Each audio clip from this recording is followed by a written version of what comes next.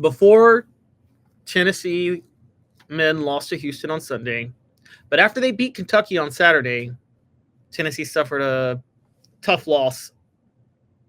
I'm sorry, after they beat Kentucky on Friday, Tennessee Lady Vols suffered a tough loss on Saturday. So you went from the highs of the men reaching the Elite Eight on Friday to then the Lady Vols losing on Saturday and then the men losing on Sunday. It kind of went from high to low pretty quickly. Kim Caldwell's team, the 5 seed that was ranked number 20 in both polls, lost to Texas 67-59. We thought they had a legitimate chance of beating Texas because they had lost to Texas by 4 on the road earlier in the year. Texas was the top seed. But that game was at Texas, and Kim Caldwell didn't even coach that game because that was when she was giving birth. So with Kim Caldwell back on the sidelines and this game in Birmingham, which was going to naturally lead to more Lady Vol fans being at the game, and there were, so kind of a home court advantage for them, there seemed to be a great chance Tennessee could win this game. And indeed, they did lead in the fourth quarter, and the game was tied going into the fourth. Unfortunately for Tennessee, and this was an issue for them all year, they picked a really bad time to have a bad shooting game from 3. This was them just shooting poorly. They were 5 of 26 from the three-point line, 4 of 10 from the free throw line, and they live and die off the turnovers in transition, and they only forced 14 turnovers and only had 6 steals. So unless they were going to hit their threes, they weren't going to win this game. This was the risk Kim Caldwell took when she took over Tennessee. The Lady Vols, when she got there, were constructed to be a half-court inside-out team, and Kim Caldwell wants to run tempo. Here's what Kim Caldwell wants to do. Play controlled chaos Nolan Richardson style for 40 minutes on defense. Force turnovers, completely press out every made basket, do everything you can to turn up the tempo. Then, on top of that, when they get up the court in transition, shoot the 3 when it's open. At Marshall, she did that by getting a bunch of three-point shooters. And that's how she was winning, by the way, at her lower level. She was at Marshall for a year and got to the NCAA tournament that year. But before she was at Marshall, she was at Glenville State, a Division II school, and that's how she won a Division II national championship and made it to a Final Four, and just consistently was winning conference titles every year. The problem was when she got to Tennessee, and she was asked this by John Adams last year in her introductory press conference, can her style translate? And she said, quote, "I wouldn't be here if I didn't think it could." Now, here's the real point, though.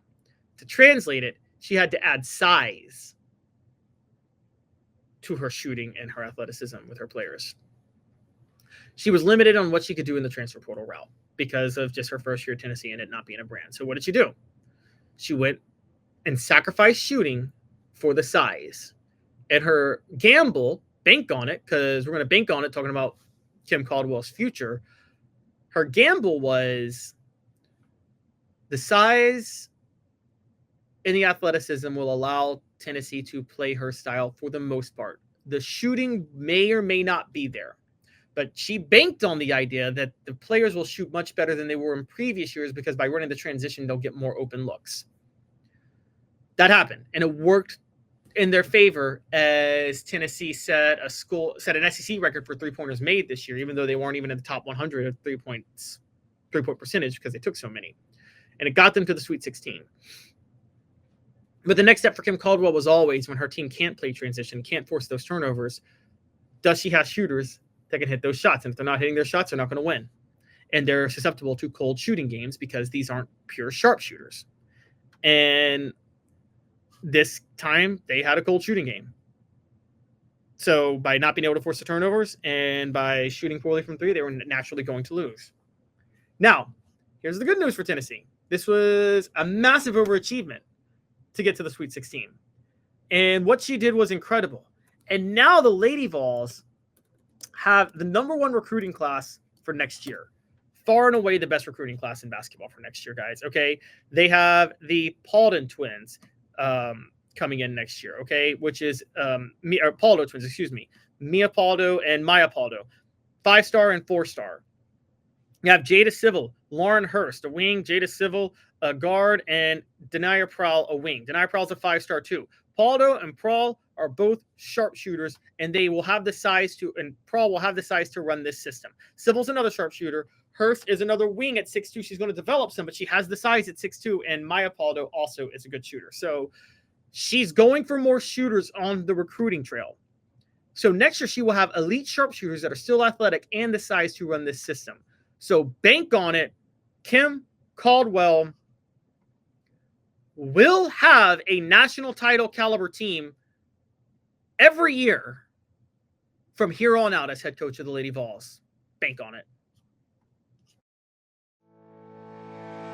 Commercial Bank is your neighborhood bank. What makes us different from other banks?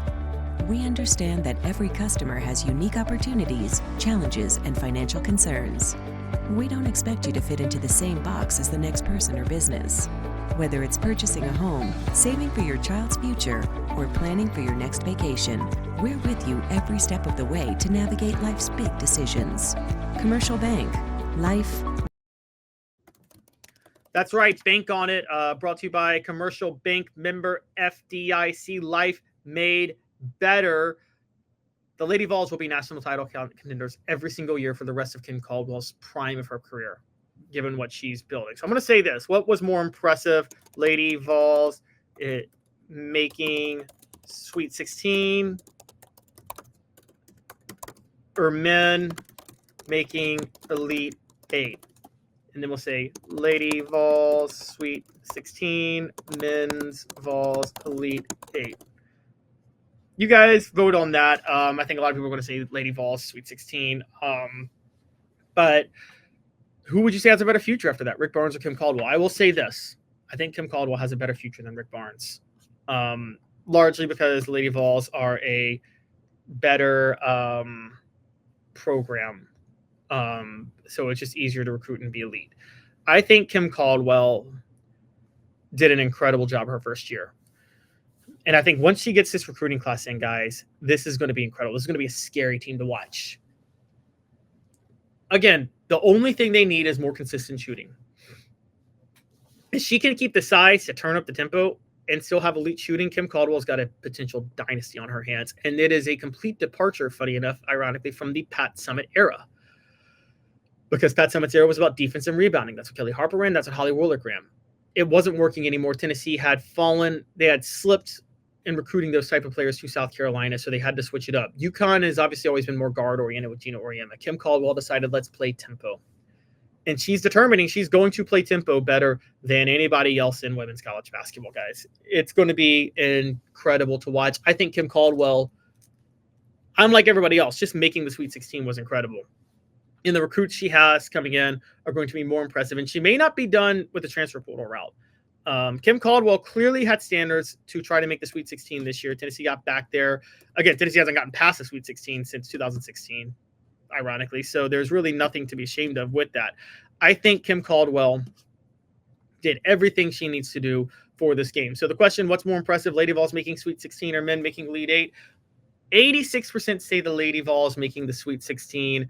And 14% say the men's Vols making the Elite 8. Wow, I didn't think it was going to be that. There was going to be that much of a disparity, but I guess that kind of makes sense.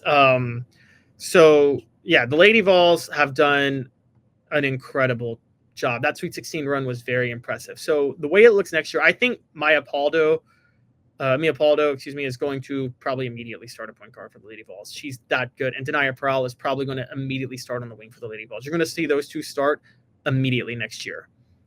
Luckily, Kim Caldwell's system is not that complex. It's just relying on athleticism and shooting the ball and playing massively up tempo.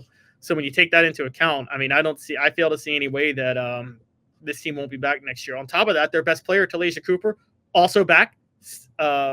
She's only a sophomore. Major credit to her. Jewel Spear is gone. She's going to be missed. Jewel Spear was the sharpshooter for this team as a three-point shooter. But you would expect Talaysia Cooper to be better, and Talaysia Cooper can be the athletic transition player and the scoring punch off the bench again if necessary. Beyond that, Z Spearman, the post player, she's got another year left. She's very athletic at 6'4", has incredible size. She should be back. Very key player. We're talking Ruby Whitehorn also should be back as a guard. Very key player on this. Samara Spencer is a senior and gone. So really of the five leading scorers, all they should lose is Jewel Spear and Samara Spencer. And Tess Darby will also be gone too, who was a senior, along with Sarah Puckett. So but those are role players off the bench. I'm telling you guys right now, this team's going to end up being better. than it was last year, significantly so. Also, Jillian Hollingshead, I have a lot of respect for Hollingshead, but she just didn't fit this style of play, to be honest with you. So, but the key players that are back are Talisha Cooper, Z Spearman, Ruby Whitehorn. All three are back, which is a really, really, really big deal. Jules Spear Spencer being gone is going to hurt. But if those three are back and you get your recruiting class with the Paldo twins and Prowl, Mia Paldo and Denia Prowl able to start immediately, there's your 5, and you at least can go 7 deep at that point. And you would expect some of these other players to kind of emerge. Alyssa Latham being part of it. Kanaya Boyd, who was a freshman, taking a step forward. She's going to go the transfer route to portal route to add even more talent. She needs to be able to go 12 deep with elite scholarship players. I think she's going to get there next year, and next year she'll have better shooters to be able to run her system. So watch out for Kim Caldwell. They will be national title contenders every year now going forward.